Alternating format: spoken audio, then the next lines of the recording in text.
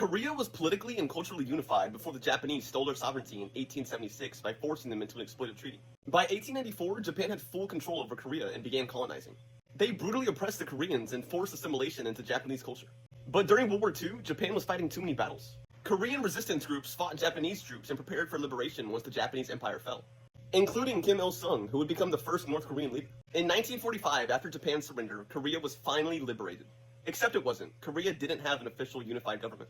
Japan transferred control of Korea to the Allies, who split Korea. The Soviets influenced the North and the US influenced the South. As Cold War pressure grew, both sides were ideologically split between the socialist USSR and the capitalist US. Two systems ran Korea and they both claimed to be official. Political assassinations, small battles, and propaganda fueled tension between the North and South.